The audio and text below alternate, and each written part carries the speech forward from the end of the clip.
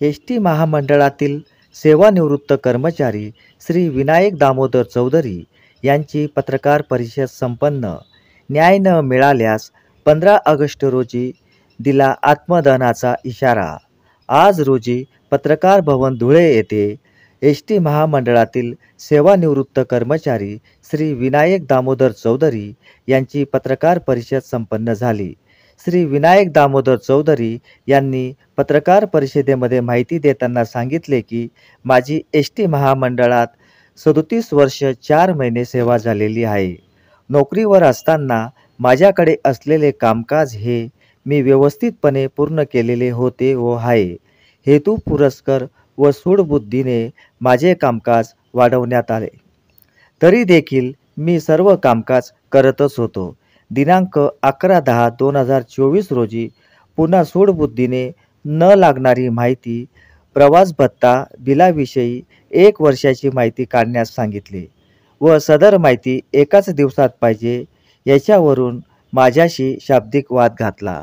मी आजारी असल्याने वैद्यकीय रजेवर असताना आरोपपत्राचा खुलासा करू शकलो नसल्याने मला बचावाची कोणतीही संधी न देता 6,222 रुपये माझ्या पगारातून वसूल करण्यात आले.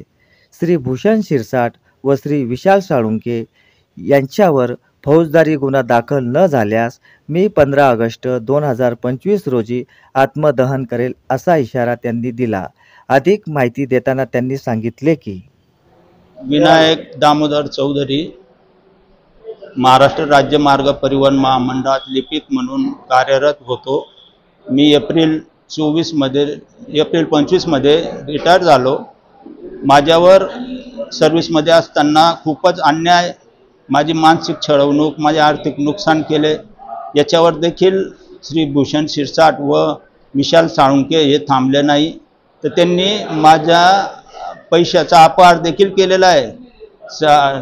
माझे 7,500 रुपये इन्कम टॅक्सचे कपात केले आणि 384 रुपयाने भरणा कमी केला, म्हणजे जो मला रिफंड मिळणारा होता. तर अशा प्रकारे ते नेहमीच माझा ड्युटीवर असताना याबाबत मी पूर्वी तक्रारी देखील विभाग नियंत्रक साहेब, MD साहेब, कलेक्टर, SP साहेब यांच्याकडे देखील केलेल्या आहेत. तरी आजपर्यंत मला कुठेही न्याय मिळालेला नाही. तरी तुम्ही कृपया मला न्याय मिळवून द्यावा ही माझ्यातर्फे विनंती करतो. IPC कलम यांची